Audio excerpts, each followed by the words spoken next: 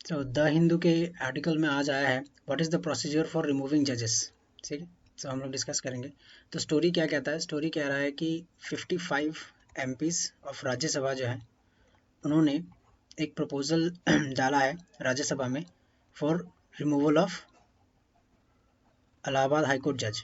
ठीक है, सो क्या केस था क्या नहीं था वो डिस्कस करेंगे हम लोग आगे।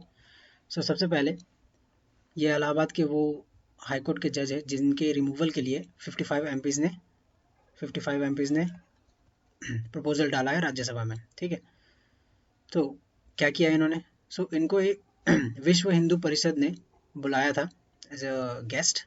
वहाँ पे इन्होंने एक रिमार्क दिया अपना कि country would be run according to the wishes of the majority. ठीक है, जहाँ पे कुछ रिलीजियस एंगल था इनका बोलने का, उनके वजह से ये अभी विवाद में है। प्लस इन पे अभी रिमूवल का प्रोसेस चलेगा या नहीं चलेगा बात की बात है, बस प्रपोजल आया है।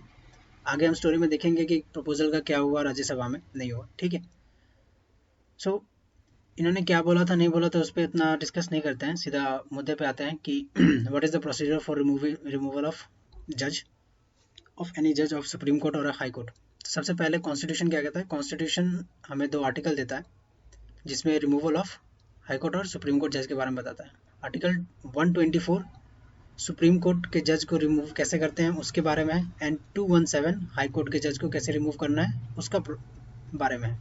ठीक है, आर्टिकल 124 एंड 217 जो है सिर्फ बोलता है कि कब एक जज को रिमूव किया जाना चाहिए, by whom. President will remove the जज। ठीक है, बट इसका प्रोसीजर है कि प्रेसिडेंट तक वो प्रपोजल जाएगा कैसे। सो ये आर्टिकल्स क्या कहते हैं कि किसी भी जज को किन ग्राउंड्स पे रिमूव किया जाना चाहिए। सबसे पहला है प्रूव्ड मिसबिहेवियर और इनकेपेसिटी।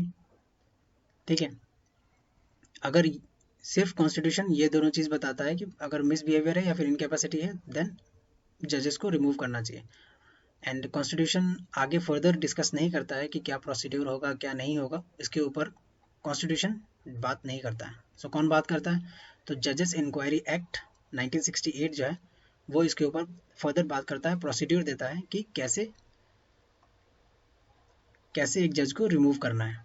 ठीक है, सबसे पहले जैसे अभी हमने देखा कि 55 एमपीज ने राज्यसभा में एक प्रपोजल दिया है साइन करके कि इन जज को रिमूव करने के लिए। तो प्रोसीजर क्या है कि 50 members of Rajya Sabha and 100 members of Lok Sabha, मतलब अगर 50 या 50 से ज़्यादा मेंबर्स ऑफ राज्यसभा एक साइन करके देते हैं किसी भी जज को रिमूव करने के लिए राज्यसभा में, देन वो मोशन जो आगे है राज्यसभा में इंट्रोड्यूस किया जाएगा, तभी इंट्रोड्यूस किया जाएगा। और वही चीज़ अगर लोकसभा में मोशन इंट्रोड्यूस करना है तो 100 मेंबर्स को साइन करके देना होगा।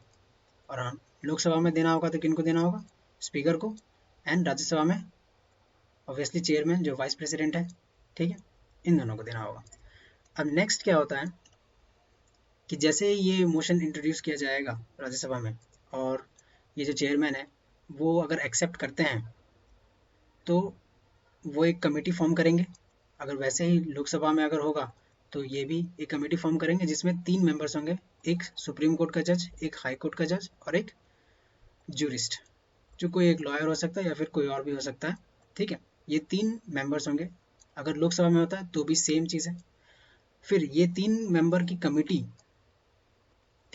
कमेटी अगर उनको दोषी पाती है जज को, सो फिर आगे जो है राज्यसभा में मोशन इंट्रोड्यूस कराया जाएगा और फिर उस पर वोटिंग होगी, और जिसमें वोटिंग में 2/3 of the members present and voting majority मिलना पड़ेगा। मतलब अगर राज्यसभा में 245 सीट्स हैं, इसका टू थर्ड वोट्स जो है रिमूवल के हक में आना होगा तो जज रिमूव किया जाएगा। ठीक है, वैसे ही सेम यहाँ 543 सीट्स हैं तो इसमें भी 2/3 मेंबर जो है 2/3 मेजोरिटी जो है चाहिए होगा जज को रिमूव करने के लिए। पहले अभी राज्यसभा के एमपीज ने प्रपोजल डाला चेयरमैन को। पहले राज्यसभा में आएगा, देन देन अगेन राज्यसभा में पास होने के बाद फिर लोकसभा में भी आएगा वो मोशन, लोकसभा में पास होने के लिए। तो जब दोनों में 2/3 of the member present in voting से, मतलब स्पेशल मेजोरिटी इसको कहा जाता है, स्पेशल मेजोरिटी से अगर पास कर दिया जाता है मोशन को, देन जज जो है वो रिमूव हो जाएंगे। ठीक है, सो ये पूरा प्रोसीजर था। सो अभी करंट में क्या चल रहा है?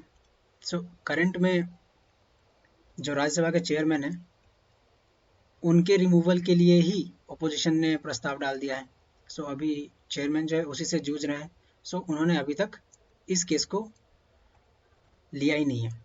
ठीक है, प्लस तो क्या डेवलपमेंट है? सो सुप्रीम कोर्ट के जजेस के कॉलेजियम ने इन जज को अपना बचाव करने के लिए बोला है कि आप आइए और आपके अपने बचाव में क्या सफाई देना है वो दीजिए।